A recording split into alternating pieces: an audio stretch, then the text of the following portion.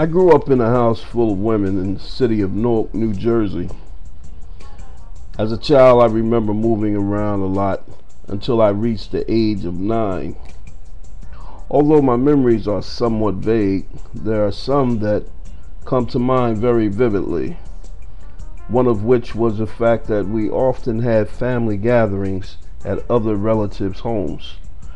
I remember a lot of adults all sitting around, drinking, smoking, loud talking, laughing, playing cards, sometimes arguing, and doing a lot of cursing and even fighting at times. The children would usually be off somewhere playing house with one another. Playing house seemed to be the thing to do.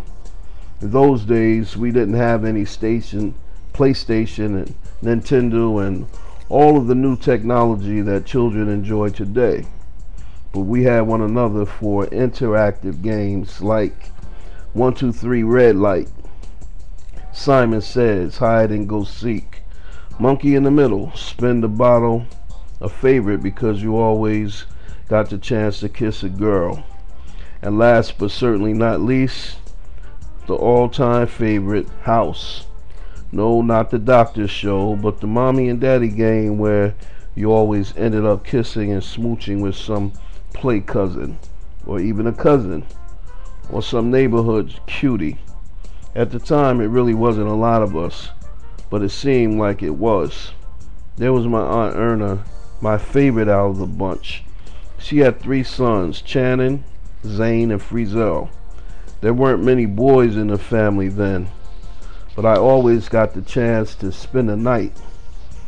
I enjoyed spending the weekends at her house. Aunt Erna always made big breakfasts, pancakes, sausage, and eggs. I could never eat the eggs though. She used to try getting me to eat the eggs by adding jelly or syrup, but it just never worked for me. That was my aunt though. She was the best. She's the reason why I always made big breakfasts for my children and extended family members. Even now, although my children are adults, I occasionally make big breakfasts for them and my grandchildren. I wonder if she knows that.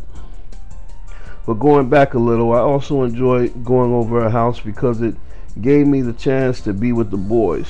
But more importantly, I was able to escape a house full of women, 5 to be exact. My mother, China C. Dolores Green, love you, Ma. My 2 elder sisters, Janet and Reva, and my 2 youngest sisters, Beatrice, we called her Sissy, and Evelyn. Now you know that was just too much for a young boy to handle. So Aunt Erna's was my escape away from the insanity of not having a brother in the house. Of course, later on I found out that I had 2 brothers, but I'll talk about that later on. Aunt Sandra was the next in line for my favorite aunts. She had at the time 2 daughters, Brenda and Angie. Later on in life, she fell and bumped her head and had 2 more children, Letitia and Antoine. And then there was Aunt Elsie. She had no children because she preferred the company of women. Although I loved her too, she always seemed to be kind of cold to me. And now, forget about it.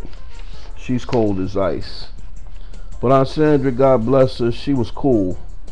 I remember she used to always have a can of beer in her hand. She would always grab me and kiss me all over my face. It was always wet and sticky and smelled like beer. I still love you though, Auntie.